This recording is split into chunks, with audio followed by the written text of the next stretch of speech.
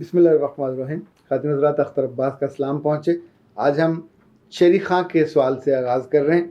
وہ کہتی ہیں کہ اوور سینسٹیو ہونا کیسا ہے، چونکہ میں بہت اوور سینسٹیو ہوں اور ذرا سی بات پہ میں دکھی ہو جاتی ہوں.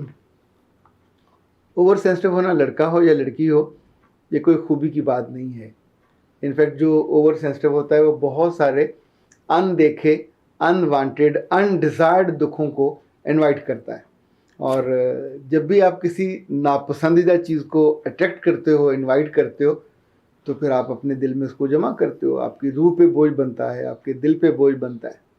مجھے لگتا ہے ہمیں شروع سے ہی اپنے بیٹوں کو اور بیٹیوں کو اور اپنے بہن بھائیوں کو اس والے معاملے میں ساتھ ساتھ ایجوکیٹ کرتے رہنا چاہیے. دیکھیں، زندگی میں ہم ساری باتیں سیکھ کے نہیں آتے، بہت سی باتیں ہم یہاں سیکھتے ہیں. جتنے بھی اوور سینسٹیو لڑکے یا لڑکیاں میں نے دیکھیں، ان کے رشتے سب سے جلدی ٹوٹ جاتے ہیں. ان کی دوستیاں نہیں ہو پاتی، ان کے تعلق نبھا نہیں پاتے. ذرا سی کسی نے بات کہی، نہ ان کو مذاق سمجھ آتا ہے، نہ ان کو سیریس بات سمجھ آتی ہے. مذاق کو وہ سیریس لے لیتے ہیں، سیریس کو مذاق لے لیتے ہیں. انفیکٹ کوئی کسی اور سے بات کر رہا ہوتا ہے، یہ اوور سینسٹیو اپنا دل پکڑ کے بیٹھے ہوتے ہیں. ہائے، مجھے نظر انداز کر دیا. کسی نے کسی سے ذرا سی محبت کا اظہار کیا، ان کی جان پہ بند آتی ہے کہ میں کہاں پہ سٹینڈ کر رہی ہوں یا کہاں. انفیکٹ زندگی میں آپ ہمیشہ VVIP نہیں ہوتے. ہم سب کے کریکٹرز ہوتے ہیں، ہم سب کے ذمہ داریاں اور کام ہوتے ہیں، اسائنمنٹس ہوتے ہیں، ٹاسک ہوتے ہیں. گھر میں بھی، دفتر میں بھی، یونیورسٹی میں بھی، کالج میں بھی، رستے میں بھی، جہاں جہاں ہم ہوں، ہر بندے کی مرکز نگاہ ہم نہیں ہو سکتے. دیکھیں، یہ ڈرامے کی ہیروئن ہے، وہ ڈرامے کے ہر سین میں نہیں ہوگی. کسی سین میں اس کے بجی آئیں گے، کسی میں اس کی اماں آئے گی، کسی میں ویلن آئے گا. ہر ایک ڈرامے میں ایک ایسا عروج آئے گا، پھر اس میں زوال آئے گا، پھر نیچے جائے گا. کہیں آپ صبح ہوتی ہے، کہیں شام ہوتی ہے، کہیں رات ہوتی ہے، کہیں تلخی ہوتی ہے، کہیں نرمی ہوتی ہے. انفیکٹ جس بات کو سمجھنا چاہیے، اوور سینسٹیو لڑکیاں اور لڑکے دونوں اپنی زندگیاں برباد کر بیٹھتے ہیں. انفیکٹ چیزوں کو نارمل ہونا ہی اچھا ہے. آپ کے خیالات نارمل ہوں، آپ کی فیلنگ نارمل ہو. اوور سینسٹیوٹی انفیکٹ بعض دفعہ تو خود ترسی ہوتی ہے، کبھی کبھی خود زوم بھی ہوتا ہے کہ آپ کو بڑا زوم ہوتا ہے کہ آئی ایم دا بیسٹ اور مجھے ہی ہر جگہ مرکز نگاہ اور قابل توجہ ہونا چاہیے. نہیں ہو سکتا. چیزیں اپنے وقت کے ساتھ بدل جاتی ہیں، موسم بدل جاتے ہیں، لوگ بدل جاتے ہیں، عمریں بدل جاتی ہیں. ایک زمانہ تھا پاکستان میں ایوب خان صاحب صدر تھے، 10 سال صدر رہے. بہت ماشاءاللہ کو 6 فٹ کے تھے، بڑے طاقتور، اور ظاہر ماشاءاللہ وہ لے کے آئے تھے. لیکن جب وہ صدارت سے فارغ ہو گئے تو میں نے ایک تصویر دیکھی تھی جس میں وہ اسلام آباد کے ایک بک سٹور میں کھڑے اکیلے بک ایسے دیکھ رہے ہیں، لیکن ساتھ اس طرح پہ سائڈ پہ دیکھ رہے ہیں. یہ کنکھیوں سے دیکھنا ہے. انفیکٹ شاید اس لمحے وہ سوچ رہے ہوں کہ کیا وقت تھا جب میں پریزیڈنٹ تھا، پریزیڈنٹ ہاؤس میں رہتا تھا اور پوری دنیا کا محور نگاہ تھا. پاکستان میں ان کی یعنی آنکھ کے اشارے، کہتے ہیں ابرو، اشارہ ابرو، اس سے فوج کا، سول کا ہر فیصلہ ان کے آنکھ کے اشارے سے ہوتا تھا. اس وقت ان کی امپورٹنس کتنی ہوگی. اور اس وقت ایک عام بک سٹال پہ کھڑے ہوئے جب کتاب پڑھ رہے تھے تو پڑھ تو نہیں رہے تھے. ان کا دل تو یہ چاہ رہا ہوگا کہ اس وقت بھی میں قابل توجہ ہوتا. جب کسی نے مڑ کے نہیں دیکھا تو ظاہر ان کو برا لگا ہوگا.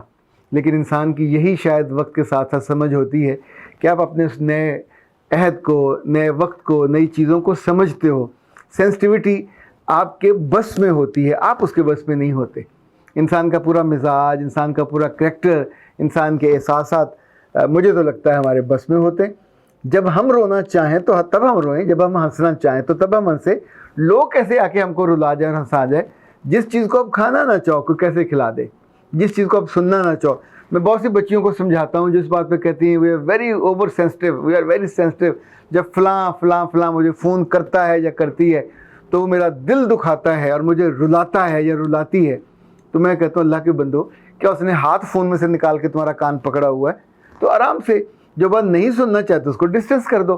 جس بات کو آپ کو لگتا ہے کہ آپ کا دل دکھے گا اس جگہ کو چھوڑ دو. فصیحہ نے پوچھا ہے کہ جہاں جوائنٹ فیملی ہو وہاں بہت سے لوگ ہوتے ہیں، کوئی آپ کو ناپسند ہو تو اس سے کیسے اوائڈ کیا جائے؟ چونکہ وہاں رہ کے تو انسان ذہنی مریض بن جاتا ہے. بیٹا دو طرح کی کیفیت ہے. کچھ لوگ جوائنٹ فیملی کے بنا نہیں رہ سکتے. They love a lot of people, they love their affection, they love their feeling. وہ جو محبت ملتی ہے, وہ جو توجہ ملتی ہے, وہ جو جگہ جگہ بار بار آپ کی زندگی میں لوگ انٹرفیئر کرتے ہیں, بہت سے لوگوں کو اچھا لگتا ہے. میں نے بہت سی ایسی لڑکیاں دیکھی ہیں کہ جو چھوٹی فیملی میں یا اکیلے ہو کر روتی رہتی ہیں. انہیں لگتا ہے کہ وہاں اماں تھی, وہاں نن تھی, وہاں یہ رشتے تھے, یہ رشتے تھے. کچھ جو کم فہم ہیں وہ سوچتے ہیں انہیں الگ رہنا چاہیے. اچھا, الگ رہنے میں آپ کسی کی بات نہیں سنتے, یہ ٹھیک بات ہے, ایڈوانٹیج ہے. لیکن الگ رہنے میں سوئی سے لے کے ایک ایک کام کاج کے لیے آپ ہی کو کام کرنا ہوتا, آپ ہی کو توجہ دینی ہوتی. بچہ بھی سنبھالنا, میاں کو بھی سنبھالنا, کھانا بھی سنبھالنا, ناشتہ بھی, کپڑے بھی, مائی بھی. آپ سوچئے کہ جب جوائنٹ میں ہوتے ہیں تو وہاں تو یہ کام بٹ جاتا ہے. وہاں تو اگر آپ نے یہ سارے کام کرنے, بچہ کسی کے سپرد بھی کرتے ہیں. انفیکٹ ہر ایک کے اپنے ایڈوانٹیج ہیں.